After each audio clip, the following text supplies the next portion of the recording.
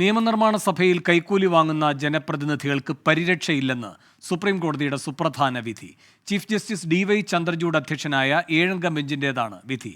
ജനപ്രതിനിധികൾക്ക് പരിരക്ഷ അനുവദിച്ച 1998 5-അംഗ ബെഞ്ചിന്റെ വിധി സുപ്രീം കോടതി റദ്ദാക്കി. നിയമനിർമ്മാണ സഭയ്ക്കുള്ളിൽ കോഴ വാങ്ങി വോട്ട് ചെയ്യുന്നത് ജനാധിപത്യത്തിന്റെ അടിത്തറ തകർക്കുമെന്ന് ചീഫ് ജസ്റ്റിസ് അച്യുതൻ ഡൽഹിയിൽ നിന്ന് വിവരങ്ങളുമായി ചേരുന്നു. ഈ സുപ്രധാന വിധിയുടെ അവലോകനവുമായി ന്യൂസ് ഡെസ്കിൽ നിന്ന് ദിലീപ് കുമാറും ചേരുന്നു. ആദ്യം അച്യുതനിലേക്ക്. അച്യുതൻ, എന്താണ് സുപ്രീം കോടതി ഉത്തരവ്?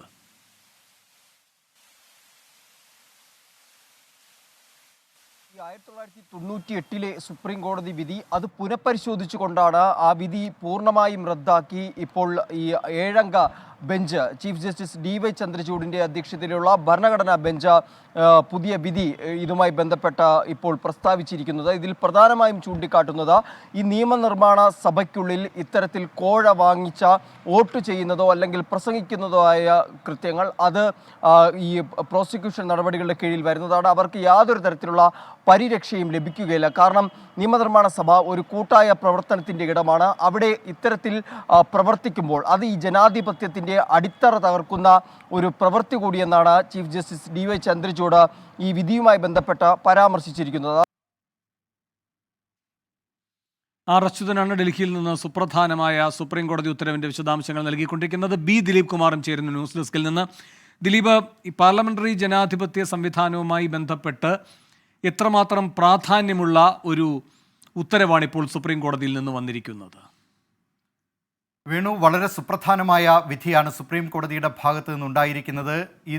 ഇതിനകം MP-മാർക്കും MLA-മാർക്കും ഉണ്ടായിരുന്ന ഒരു പരിരക്ഷ, അവർ കോഴ വാങ്ങി വോട്ട് ചെയ്യുക അല്ലെങ്കിൽ കോഴ വാങ്ങി അവർക്ക് അനുകൂലമായി, ആരാണോ കോഴ നൽകുന്നത് അവർക്ക് അനുകൂലമായി പ്രസംഗിക്കുക, ഇത്തരം പ്രസംഗങ്ങളും വോട്ട് ചെയ്യലും ഒക്കെ നടക്കുമ്പോൾ ഈ പ്രവൃത്തികളിൽ ഏർപ്പെടുന്നവർക്ക്, കോഴ വാങ്ങുന്നവർക്കൊക്കെ നിയമപരമായ ഒരു പരിരക്ഷയുണ്ടായിരുന്നു. 98 നരസിംഹറാവു കേസുമായി ബന്ധപ്പെട്ടുകൊണ്ട് സുപ്രീം കോടതി ഇക്കാര്യത്തിൽ അന്ന് അടിവരയിട്ട് പറഞ്ഞതുമാണ്. ഭരണഘടനയുടെ ഇത്തരത്തിലുള്ള പരിരക്ഷ നൽകുന്ന 2 വകുപ്പുകൾ 194(2), 105(2) ഈ വകുപ്പുകൾ പ്രകാരം അത്തരമൊരു പരിരക്ഷ നിയമനിർമ്മാണ സഭകളിലെ സാമാജികർക്കുണ്ട് എന്ന കാര്യമാണ് സുപ്രീം കോടതി വ്യക്തമാക്കിയിരുന്നത്. ഈ നരസിംഹറാവു കേസിൽ, അതായത് അന്ന് നരസിംഹറാവു സർക്കാരിനെ അനുകൂലമായി അവിശ്വാസ പ്രമേയ ചർച്ച കഴിഞ്ഞ് വോട്ടെടുപ്പിലേക്ക് നീങ്ങിയ ഘട്ടത്തിൽ JMM-ലെയും അതോടൊപ്പം തന്നെ ജനതാദളിലെയും 10 MP-മാരാണ് അന്ന് നരസിംഹറാവു സർക്കാരിന് അനുകൂലമായി വോട്ട് ചെയ്യുകയും ആ സർക്കാരിനെ രക്ഷിക്കുകയും ചെയ്തത്. അതുമായി ബന്ധപ്പെട്ട കേസിലായിരുന്നു 98 സുപ്രീം കോടതി ഇത്തരത്തിലൊരു സുപ്രധാനമായ വിധി പുറപ്പെടുവിച്ചത്. പിന്നീട് ഇത് 2005 ആയപ്പോൾ അന്ന് കോബ്ര പോസ്റ്റ് എന്ന ഒരു പോർട്ടൽ, അത് ഒരു ഒളിക്യാമറ ഒരു ചിത്രീകരണം നടത്തുകയും MP-മാർ പണം വാങ്ങിക്കൊണ്ട് ചോദ്യങ്ങൾ ചോദിക്കാൻ തയ്യാറാവുകയും ചെയ്യുന്നു എന്നതായിരുന്നു ആ ഒളിക്യാമറ അവർ നടത്തിയ വിഷയം. ഇതുമായി ബന്ധപ്പെട്ടുകൊണ്ട് കോബ്ര പോസ്റ്റിൻ്റെ 2 മാധ്യമപ്രവർത്തകർ അനിരുദ്ധ ബഹലും സുഹാസിനി രാജുമാണ് ആ ഓപ്പറേഷൻ നടത്തിയത്. ഓപ്പറേഷൻ ക്യാഷ് ഫോർ ക്വസ്റ്റ്യൻ എന്ന പേരിലായിരുന്നു അത് നടത്തിയിരുന്നത്.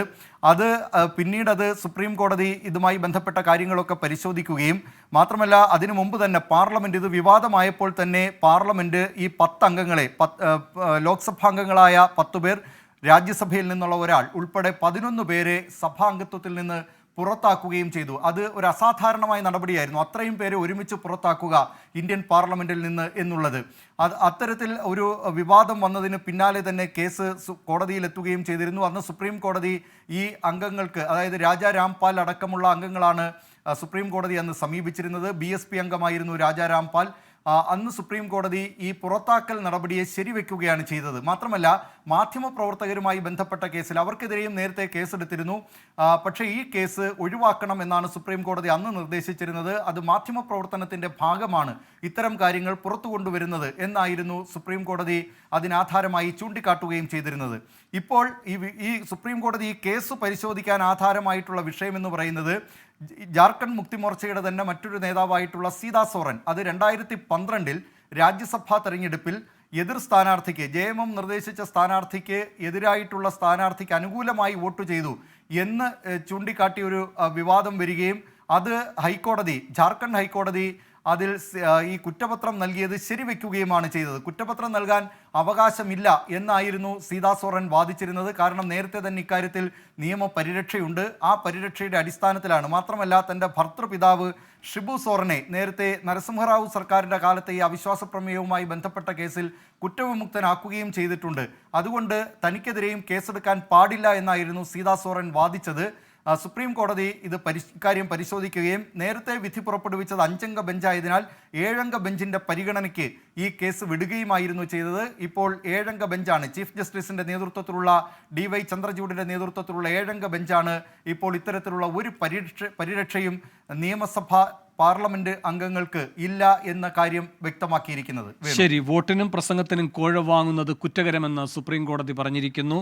ജനപ്രതിനിധികൾക്ക് പരിരക്ഷയില്ല എന്നും ചീഫ് ജസ്റ്റിസ് അടങ്ങിയ ഭരണഘടനാ ബെഞ്ചിന്റെ സുപ്രധാനമായ വിധി പ്രഖ്യാപനം വന്നിരിക്കുന്നു. B. ദിലീപ് കുമാറും R. അച്യുതനുമാണ് വിശദാംശങ്ങൾ നൽകിയത്.